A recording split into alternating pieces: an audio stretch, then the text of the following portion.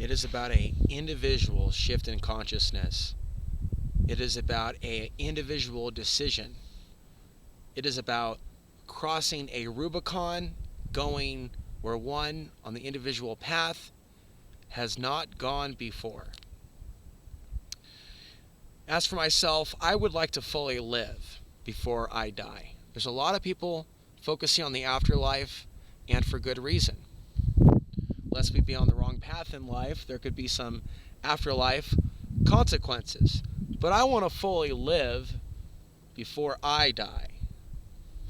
And so it's an individual decision to affirm one's freedom from the false gods of this world and domain. This is not the only world that there is, and this is a planet with a whole lot of interesting, rich history in a lot of various places on this planet. But there's a lot of people that overlook these sacred spaces and what it's really all about. In today's generation, there's more of a focus on Hollywood, bringing them mythologies that have been told thousands of times. But here's a Marvel Comics superhero version of it, so you think nothing really about it anymore, or about there being any truth to these stories that are retold and resold. But often the people forget that ultimately we come from something. That there is a battle of good and evil that's being waged through our collective society at this time. And so there are lines being drawn, there are periods in time that come where there is a deepening of the split of energies between light and dark, certain periods in which people go their own way, and it's far more obvious. There are also people that masquerade and misuse the elemental forces or the spirits, and they don't even know what they're dealing with. The truth is within. This has always been this way. This truth has always been with us. This truth that's always been with us, there's always been a war on that truth, and those that would present that truth, as well as other ideas about the true God of this universe. This is a reality where some spirits or souls may even be in their own kind of Groundhog Day, right? Reliving certain experiences, speaking of the truth and the persecution, or the disciplined life that must go along with speaking of the truth, right? Because it isn't mixed well, really, to be speaking of the truth and then living a different lifestyle that's based on different values. It is here, basically, in this part of Colorado, where I try to tame my own inner beast, right? I'm a human just like the rest of y'all, right? I'm not trying to be here and give a perfectly spiritual speech. Pretty bright day out, actually. And I wonder if that has to do with the deep solar minimum and the Earth's weakening magnetic field. Sunglasses on all the time is the only thing lately that feels right, especially sunglasses more than others, because we're going through major changes. But it's not just the changes to the crops. It's not just the changes to the atmosphere. It's not just the changes to the weather. It's the changes in consciousness. And so, yes, there is this talk about the magnetic field unraveling. What is going on? And how is this going to impact our world? The bigger question is, how are we already being impacted by it? Maybe subtly below the radar without even knowing it. This is where applying some of the things that other people may have taught you or are teaching you online, or things that I made reference to. It's not that any meditation is a complete system. It's being on the process of deprogramming yourself from the beast consciousness. Imagine yourself grounded in this insane asylum. The title of a previous YouTube video. Bringing in the true light. Bringing in the true light into your energy centers. Bringing them together at your root chakra. Strengthening your field, just like the Earth's magnetic field is out there protecting the planet from asteroids and attacks. The field around our body protects us, right? There's something more to know about some of these places where there are magnetic anomalies, like this is believed to be. There's also some other reports about some other sites where there's believed to be some magnetic anomaly. How can we use that other than to sell an interesting gadget or a toy that may pick up on that, although that does sound pretty interesting, a little gadget that'll show me where there's anomalies or not. But where are we then deprogramming for maybe lifetimes of a bondage of belief systems that lead us into bondage, that are with us for lifetimes? Because this is a lifetime where we can access all kinds of information that can set us free. That can set us free from this type of a world. But it's not going to come easy. And it doesn't come overnight. If we are seeing major magnetic field flux changes, and for years I've been talking about this, so have others, what are the larger repercussions for society, for better or for worse, as we see these shiftings of the tides? No disrespect intended to those that study and have channels regarding astrology, but I'm outside that box. I'm outside that box with regards to tapping into channels that are, going to say whether or not someone's going to meet their mate that month because of the positioning of the planets and their particular interpretations, right? But there are deeper connections that we have to the planets, to the stars, even to the sun itself. That's right, even to this ball of light behind me. And this is going to be a subject that I will continue to delve into on this YouTube channel. The connection between light, solar light, and human souls, human evolutions, and this light being so potent, this plasma, that the world powers would stage events that the reactionary humans, problem, reaction, solution, and then you're going to hear this again and again and again. And it's important that the people be exposed to this information and that it not be censored and that it not be held back, even if you don't agree with it, right? Because I make the individual step. The journey of 1,000 miles begins with a single step. That was my original tagline for Outside the Box TV, right? Only it would take me years to realize how proper of a title that really was.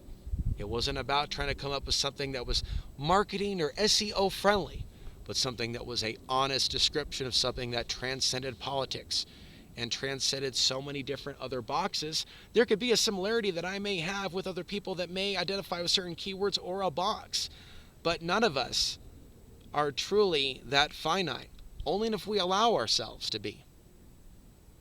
So I would argue here and now that we are alive to awaken the purpose of life, to live before we die, to access those truths that we were destined to access, right? We're not in these genetic spacesuits for nothing.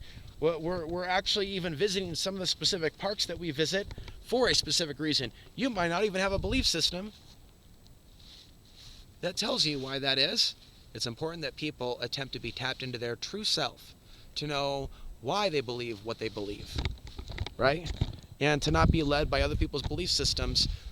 Imagine yourself grounded in this insane asylum, grounding out that programming, breathing in deeply, pausing for a few moments, getting deeper into tapping into your breath, naturally being able to step back from the monkey mind and center on your breath, and then from there, being mindful, being able to observe your reality without reacting to it, visualizing yourself grounding out energies that may have attached themselves to you without you even being aware of it, connecting in with a more divine cosmic force, including the sun itself, right? Understanding its place in the elemental forces. And there's going to be many, many delusionary programs that are out there. The path to the ultimate truth lies within.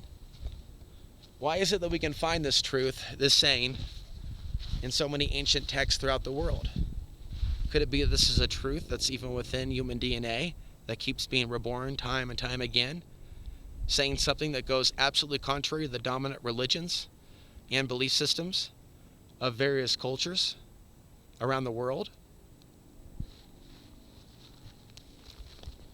I leave you today with an encouragement that you continue to focus on grounding out the programming and the disinformation that may have affected you. We are affected by energies in this world that are not our own, even thoughts that are not our own. We may not know this, right? And so getting out in nature, connecting with the elemental forces, including the sun, attempting to hit that reset, this is what should be our focus. Not allowing the potential collapse of the Tower of Babel or those that own the ivory towers to affect our reality. To not allow the potential collapse of the archonic realms, if that is to happen in our lifetime, something monumental to where we see our species freed from their influence, right? We have to separate our consciousness from the consciousness of those that are identifying with the collapse of those structures. We should be identifying with freedom. We should be identifying with spirit, which lives on beyond buildings, beyond civilizations, beyond constructs, beyond computers, right? Identifying with something beyond the world of limitation and embarking on a lifetime path of decording from being bound to this world, to where the intentions, the individual shift in consciousness is so aligned with evolving beyond this world that it is possible, that we are capable of even accessing our superpowers on the way there and doing amazing things with those superpowers, with those gifts of sight. Even if somebody may experience some monetary blessing from the spirits, that it be used for the greatest good, to keep the message moving forward, to not allow ourselves to be corrupted by materialism. Right. As we look here now, I see a future. I speak from a region that many people one day may flee to. Maybe in the next coming years. But as people focus on collapse of financial markets and institutions per se, elements of civilization, what's most important is that we free ourselves from the collapse of morality that is happening to many of our peers, even those that also may speak of collapse and report on current events. There's more than just preparing for the physical collapse. There's not selling our souls along the way just to get by. And some people, right, have forgotten the connection between us as humans. How ridiculous the sense of competition is that's been instilled within our society, within social media, within the so-called truth movement. What a joke it all is. How easily it is really controlled by them, by the algorithm. The question is, how are we evolving? Not how are machines evolving, or iPads evolving, or YouTube channels evolving with subscriber counts, or Facebook pages, or Instagram pages, or Twitter pages, or Steemit, or DTube, or BTube, and on and on and on. People living in these porno realities on top of it instead of having their own party. I mean, it's just, there is a place, ladies and gentlemen, to have the individual shift in consciousness to opt out from the madness, to take the baby steps. The journey of 1,000 miles begins in a single step. Which one of us has to be perfect in this? None of us. Here I am walking barefoot, by the way, just to connect deeper with this earth as I finish my last statements. But we're always going to be up against those forces that are going to tell us that we're not good enough, no matter how hard we try. Eventually, we got to come full circle and be doing this for the right reasons, for the right spirits. I'm Alex Ansary signing off from somewhere out there